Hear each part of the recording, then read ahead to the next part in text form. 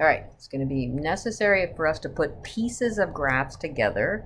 So you can think of this is the graph of y equal x cubed with the piece of it. What piece of it do I want? I want the piece of it when x's are smaller than or equal to -1. So that's the part of the graph, and I'll make the solution graph over here.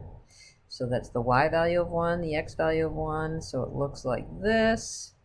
And then the other part of the graph is y equal 1 over x cubed.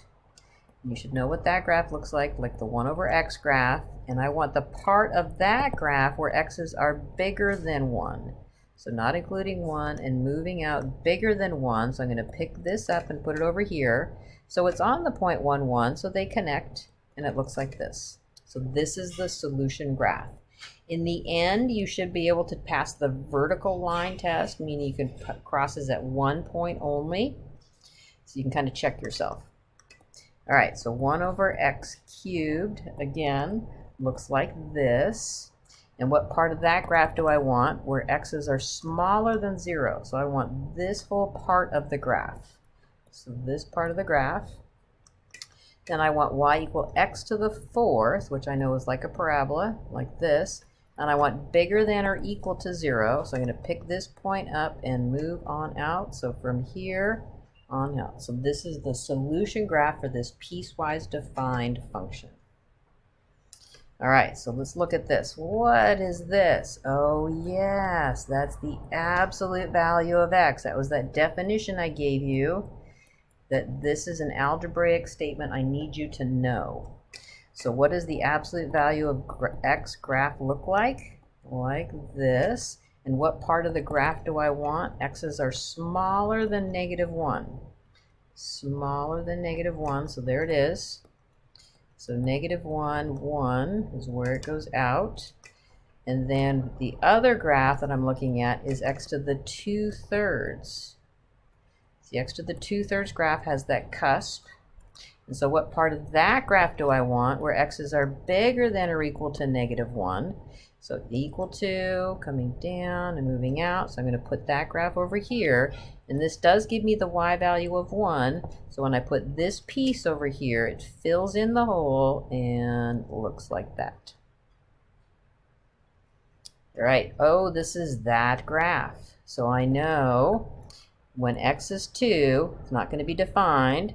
And if I just check a point like 3, it gives me a y value of 1. So it's going to have 1 here. And if I check a point like 0, I get -1. So it comes down like this. And when x is 2, I get the y value of 3.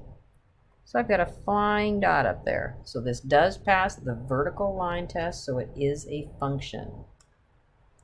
This one here, we've done some of these. So it's x minus 3, x plus 3 over x plus 3. So I get x minus 3.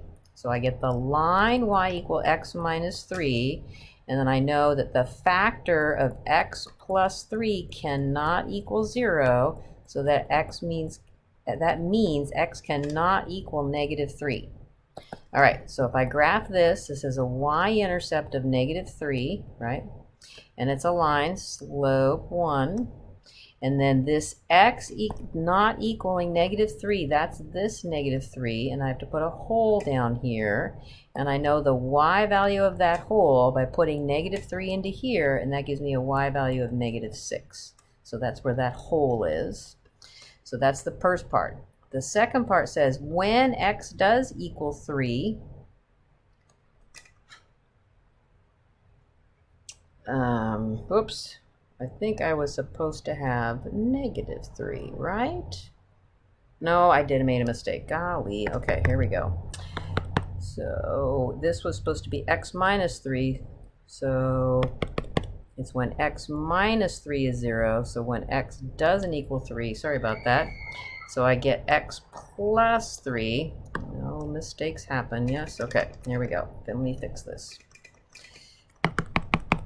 I factored it wrong, right? So x minus 3 can't be 0, so x can't be 3, so I'm left with x plus 3. Okay, so let's graph x plus 3, line crossing at 3. So the point, right, this 3 is this 3.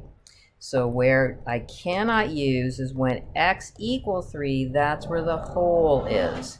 And how do I find out the y value of that hole? I put 3 into here, so that would give me a y value of 6.